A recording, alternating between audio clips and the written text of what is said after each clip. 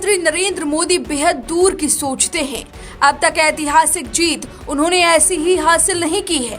3 बार लगातार मोदी सरकार के पीछे पीएम मोदी की रणनीति है और इस बार बिहार में चुनाव है। बिहार में चुनावी रैली करने के बाद पीएम मोदी अचानक विदेश ऐसे ही नहीं पहुंचे हैं। इसके पीछे बहुत बड़ी प्लानिंग है जो सफल होते हुए नजर आ रही है। जी हाँ, 5 दिन के विदेशी दौरे में पीएम मोदी ने चुन कर ऐसे देशों को चुना है जो क्षेत्रफल और आबादी में एक जिले से भी छोटे हैं, लेकिन इन देशों में कुछ ऐसा है जिस पर चीन की तो नजर है ही, साथ ही बिहार से भी कनेक्शन है। पीएम मोदी ने कैसे 460 किलोमीटर से ही बिहार की सियासत में खलबली मचा दी और चीन की नींद उड़ा दी, चलिए जानते हैं। दरअसल शुरुआत घाना से हुई। इस देश को सोने की धरती कहते हैं।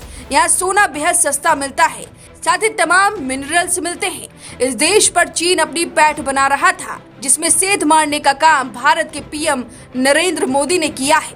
उन्होंने घाना के साथ सीक्रेट डील की है और वहां पर व्यापार करने पर समझौता करवा लिया है।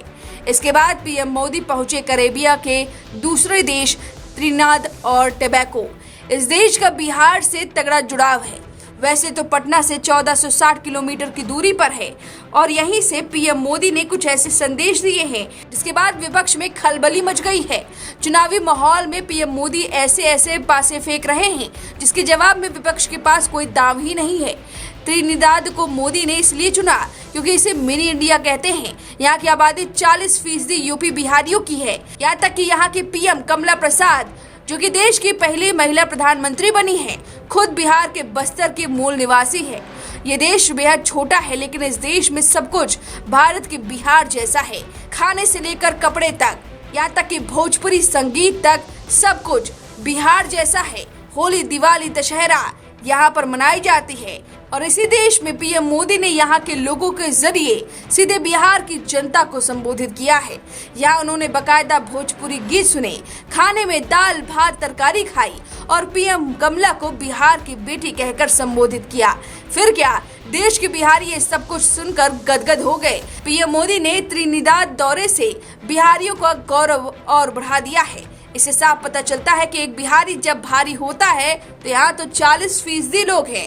अब पूरे देश में इस देश की चर्चा हो रही है कि जहाँ पर बिहारी सत्ता है, जहाँ पर बिहारी लोग हैं और पूरा देश बिहारियों का माना जा रहा है। एक तरफ जहाँ हमारे देश में ही बिहारियों की भाषा पर पॉलिटिक्स हो रही है, महाराष्ट्र में उनके भाषा को लेकर उन्हें थप्पड़ मारे जा रहे हैं, तो एक तरफ पीएम मोदी बिहारियों का गौरव बढ़ा रहे हैं।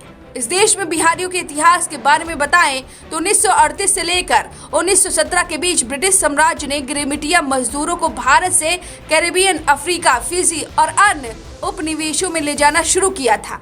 इन मजदूरों की बड़ी संख्या बिहार और पूर्वी उत्तर प्रदेश से थी। त्रिनिदाद में इन्हें गन्ने के खेतों में काम करने के लिए बुलाया गया था। गिरमिट शब्द अंग्रेजी के एग्रीमेंट से निकला है, जिससे ये मजदूर एक निश्चित अवधि के लिए विदेश भेजे जाते थे। बिहार चुनाव की बात करें तो बिहार के 18वीं विधानसभा चुनाव अक्टूबर-नवंबर 2025 में 243 सीटों पर होंगे। मेजॉरिटी के लिए जरूरी है 122 सीटें।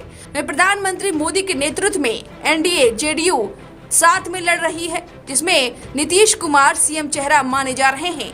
वहीं महिलाओं में नीतीश कुमार का क्रेज है, जबकि युवा वर्ग में विपक्ष के नेता तेजस्वी यादव का पसंदीदा चेहरा माना जाता है।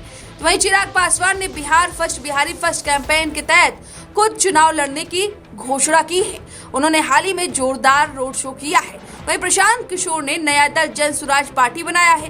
वो दमखम से काम कर रहे हैं। हालांकि पीएम मोदी ने यहीं से खेल कर दिया, विदेश से ही खेल कर दिया।